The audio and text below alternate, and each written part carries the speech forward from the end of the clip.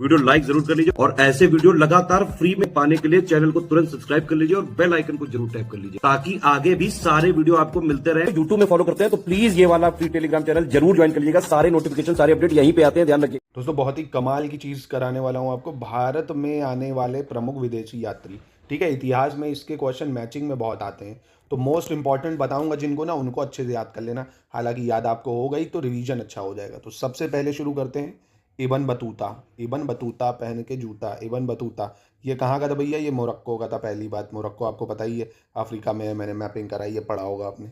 कब आया था भैया? 14वीं सदी का, मतलब 1325 से 1351 के बीच में आया था, ठीक है। वह सल्तनत काल में किसके शासनकाल में आया? मोहम्मद बिन तुगलक के शासनकाल में। आपको क्या क्या याद रखना है? इबन बतूता नाम आएगा। कहाँ का था? मोरक्को। कब आया भैया? 14वीं शताब्दी में आया। किसके शासनकाल में आया? मोहम्मद बिन तुगलक के शासनकाल में, ठीक है। 1325 से 1351 इसका शासनकाल है, तब आया, ठीक है। उसे अपना दूध बनाकर चीन में इन बदल किताब उल, हाँ, और अब क्या याद रखना है? एक और चीज़, इबन बतूता ने किताब उल रिहाला नामक पुस्तक में अपने यात्रा का वर्णन किया। तो ये सब बकवास है, बस इतना याद रखो। किताब उल रिहाला किसने लिखी? इबन बतूता ने लिखी। मोरक्को का है, मोहम्मद बिन तुगलक के शासनकाल में आया, ठीक है। एक बार फिर से बोलो, इबन बतूता, मोहम्मद बिन तुगलक शासनकाल, 14वीं शताब्दी, और किताब उल रिहाला, ठीक। इतने से काम बन जाएगा। चलो, मेगास्थनीज भी बहुत ज़्यादा इंपॉर्टेंट है भैया, यूनानी राजदूत था ये चंद्रगुप्त मौर्य के शासनकाल में आया। इसने जो इंपॉर्टेंट किताब लिखी है वो है इंडिका। कौन सी? इंडिका, ठीक है। इसको याद रखना आपको। भारत में आने वाला पहला विदेशी यात्री है कौन? मेगास्थनीज, ठीक। याद रखना क्या चीज़ है? चंद्रगुप्त मौर्य, मेगास्थनीज, इंडिका, भारत का पहला विदेशी यात्री। चलो, निकोलो कोंटी, ये दोस्तों आरो यारो में आ चुका है। निकोलो कोंटी ये इटली का है दोस्तों, 15वीं सदी में आया था। देवराय प्रथम, ठीक है, देवराय प्रथम के समय विजयनगर आने वाला पहला विदेश यात्री। तो बस इतनी चीज़ें याद रखनी। निकोलो कोंटी इटली का है, 15वीं सदी में आया, देवराय प्रथम के शासनकाल में, ठीक है। मार्को पोलो दोस्तों, ये भी इटली का ही है दोस्तों। ये किसके शासनकाल में आया था दोस्तों? इसने मध्यकालीन यात्रियों का राजकुमार कहा जाता है। पहली चीज़, मध्यकालीन यात्रियों का राजकुमार इसी को कहा जाता है। इसने काकतीय शासक रुद्रमा देवी के समय यात्रा की, ठीक है। काकतीय शासक था रुद्रमा देवी, ठीक है। वह मालाबार तट पर उतरा था, ये नहीं याद रखो, ये याद रख लो। काकतीय शासक रुद्रमा देवी, ठीक है। यात्रियों का राजकुमार, और मार्को पोलो इटली, ठीक है।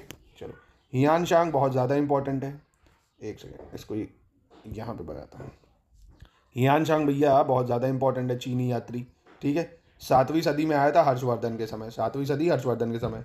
नालंदा विश्वविद्यालय में इसने अध्ययन किया है दोस्तों, ये इंपॉर्टेंट है। कहाँ पे अध्ययन किया है इसने? नालंदा विश्वविद्यालय में। इन्हें तीर्थ यात्रियों का राजकुमार और वर्तमान समय, ये सब बकवास की चीज़ है, इतना याद रखो। नालंदा विश्वविद्यालय में अध्ययन किया, हर्षवर्धन के समय आया हियान शांग, ठीक है। चलो, फाहियान दोस्तों इंपॉर्टेंट, ये भी बहुत ज़्यादा है, ये चीन का शासक ये भी था। ये चंद्रगुप्त द्वितीय के समय आया था, विक्रमादित्य चंद्रगुप्त द्वितीय, गुप्ता पीरियड की बात कर रहा है, ठीक है। यह भारत आने वाला पहला चीनी यात्री था, भारत आने वाला पहला चीनी यात्री था, ठीक है। तो आपको लगेगा यार ये पहला चीनी कैसे हो सकता है? ये तो हियान शांग हुआ कि 7वीं शताब्दी में आया था, ठीक है। पर नहीं, 7वीं शताब्दी में ही आया ना। और चंद्रगुप्त मौर्य ये 6वीं शताब्दी में आया। पहला चीनी यात्री ये है, वो ऊपर लिखा है तो इसका ये मतलब नहीं। अगर हिस्ट्री तो पढ़ी होगी आपने ना। फाहियान पहले आया, उसके बाद हियान शांग आया हर्षवर्धन के समय। चंद्रगुप्त द्वितीय याद रखिएगा।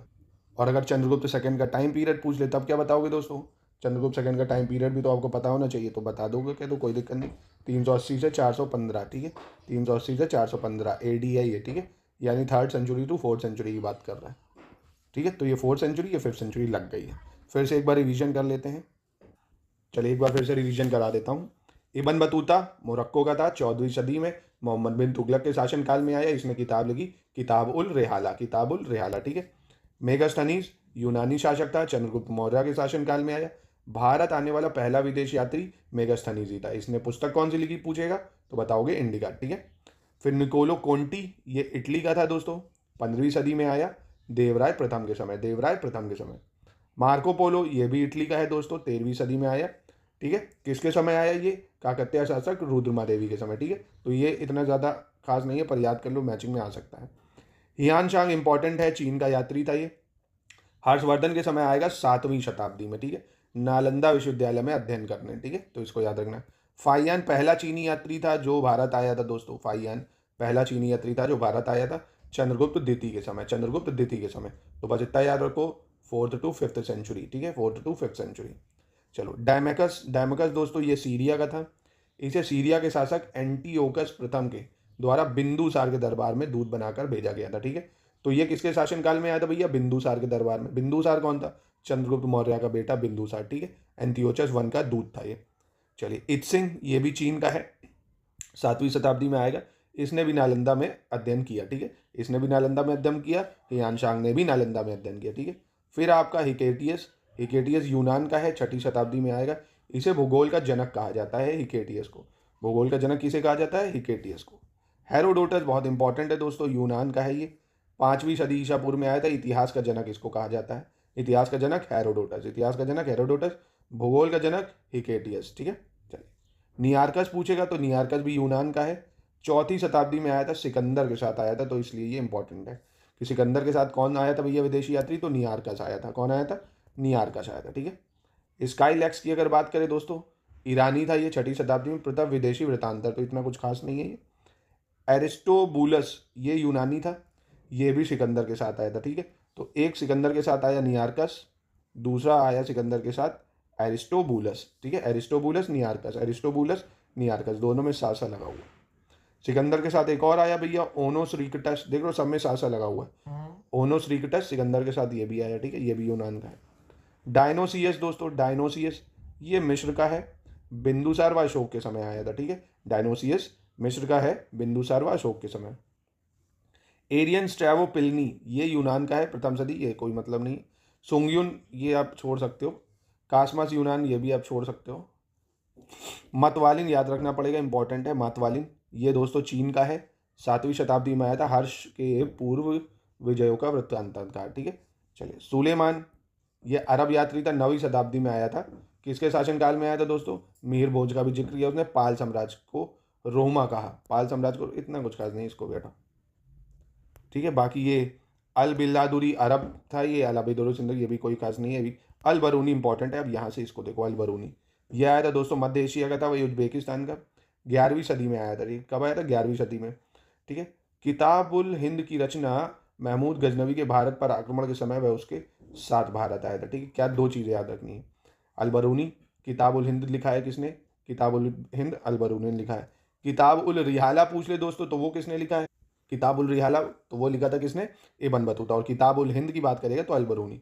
यह आया था महमूद गजनवी के शासनकाल में, ठीक है। महमूद गजनवी, वो मोहम्मद बिन तुगलक था, ये महमूद गजनवी, बस इतना याद रखना है, काम चल जाएगा। अब है दोस्तों चुआ जुकुआ, ये चीन का है, 12वीं सदी में आया। चोल और चीन के वाणिज्यिक संबंध के बारे में लिखा है इसने, ठीक है। तो ये भी इतना कुछ खास नहीं है। अब्दुल रज्जाक दोस्तों, ये ईरान के हैं, कहाँ के? ईरान के, देवराय द्वितीय के शासनकाल में आए, ठीक है। फिर महुयान चीन, ये भी कुछ खास नहीं है, ये भी जो इंपॉर्टेंट है वो देखते हैं। चलो, अब बस ये ऐसे हैं कि एक एक बार नज़र मार लो बस। डुआर्टो बारबोसस और डेमनोगो, ये पुर्तगाल के थे, ये कृष्णदेवराय के शासनकाल में आए थे। फार्नुआ नोएज पुर्तगाल के थे, इसके शासनकाल में आए थे अच्युत देवराय के, ठीक है। तो ये इतने कुछ खास नहीं है। हाँ, ये वाला एक बार देख लीजिए, जीन ब्रैपियर ट्रेविनर, ठीक है, ये फ्रांस के थे। पहली बात, फ्रांसीसी यात्री ट्रेविनियर ने शाहजहाँ के शासनकाल में अपनी यात्रा प्रारंभ की। अपनी यात्रा का विवरण इसने ट्रेवल्स इन इंडिया नामक पुस्तक में किया है। तो ये थोड़ा इंपॉर्टेंट है कि ट्रेवल्स इन इंडिया किसने लिखी है? तो जीन ब्रैपियर ट्रेवेनियर, ठीक है। जीन ट्रेवेनियर भी अगर याद रखो खाली तो भी काम चल जाएगा कि ट्रेवेनियर भैया एक फ्रांसीसी यात्री था, इसने ट्रेवल्स इन इंडिया पुस्तक लिखी थी, ठीक है। चलो, फिर आपको जो याद रखना है, एक ही आपका निकोलस मनुची, ठीक है। निकोलस मनुची इंपॉर्टेंट है। निकोलस मनुची इटली का है। निकोलस मनुची एक इतालवी लेखक है, डॉक्टर और यात्री था। उन्होंने मुगल काल के दौरान भारतीय उपमहाद्वीप की स्थिति के बारे में संस्मरण लिखा था। तो बस इतना आप ये याद रखो, निकोलस मनुची इटली का था, ठीक है। बस इतना से काम आपका चल जाएगा, ठीक है। तो ये मोस्ट इंपॉर्टेंट जो मैंने बताए हैं ना, ये वाले पे थोड़ा ज़्यादा फोकस कर लो, इनमें से आपको एक मिल जाएगा मैचिंग में।